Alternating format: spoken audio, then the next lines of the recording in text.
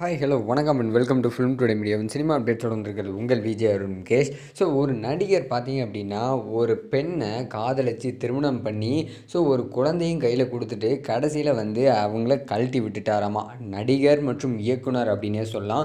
அது மட்டும் இல்லாமல் நம்ம ரஜினி அவர்களுக்கு ரொம்பவே க்ளோஸான ஒரு இயக்குனராமா.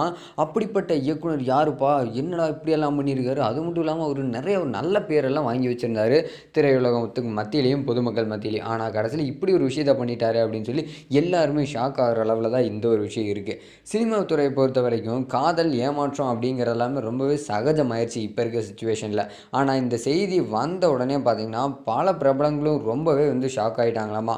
அப்படி ஒரு விஷயத்தை இது வரைக்கும் அந்த டைமில் யாருமே கேள்விப்பட்டதே இல்லை. அது மட்டும் இல்லாமல் இந்த நபரா, இந்த இயக்குனரா, வாய்ப்பே இல்லை அப்படிங்கிற அளவில் ஒரு பேர் எடுத்து வச்சிருந்த ஒரு இயக்குனர் பார்த்திங்க அப்படின்னா ஒரு பெண்ணை காதலிச்சு குழந்தையோட கடைசியில் கழட்டி விட்டுட்டாரு அப்படிங்கிற ஒரு விஷயம் மிகப்பெரிய அளவில் தர்ம சங்கடத்தை ஏற்படுத்தியிருக்கு சினிமா திரையுலகத்தை வட்டாரத்தை பொறுத்த வரைக்கும். ரஜினிகாந்த் நிறைய மூத்த இயக்குநர்களில் இருந்து இன்னைக்கு இருக்கக்கூடிய இளம் இயக்குநர்கள் வரை எல்லாத்தோடையும் ஒர்க் பண்ணிட்டு இருக்காரு.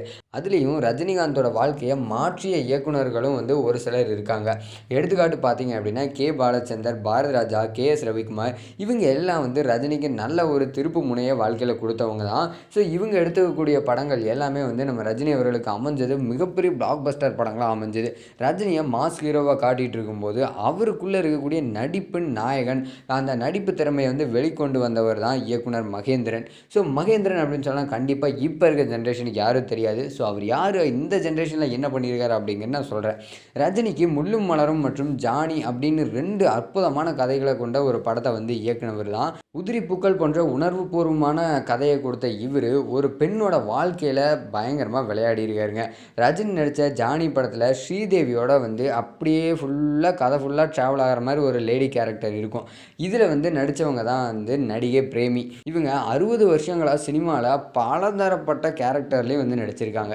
ஜானி பட சமயத்தில் 2 பேர்த்துக்கும் இயக்குனர் மகேந்திரனுக்கும் பார்த்தீங்கன்னா ஒரு காதல் மலர்ந்திருக்கு. சரி ஓகேப்பா, இது சாதாரண விஷயம் தானே அப்படின்னு பார்த்தா இத்தனைக்கும் மகேந்திரன் அவர்கள் ஏற்கனவே திருமணமும் ஆனவராமா. அப்படி இருக்கும்போது மறுபடியும் எதுக்குங்க காதல் அப்படின்னு பலரும் கலாய்ச்சிட்டு இருக்காங்க. இந்த நிலையில் 2 பேரும் திருமணம் செஞ்சுக்கிட்டு ஒரு ஆண் குழந்தையும் பெற்றெடுத்திருக்காங்க. பொருளாதார சிக்கல் காரணமாக மகேந்திரனால் 2 குடும்பங்களையும் சமாளிக்க முடியலையாமா. இதனால் நடிகை பிரேமியோட 7 வருஷத்துக்கு மட்டுமே வாழ முடிஞ்சிருக்கு.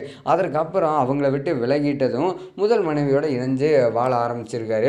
சமுதாயத்தில் மிகப்பெரிய பேரோட இருக்கக்கூடிய மகேந்திரன் இப்படி ஒரு விஷயத்தை செஞ்சது ரொம்பவே ஆச்சரியமாக தான் இருந்திருக்கு.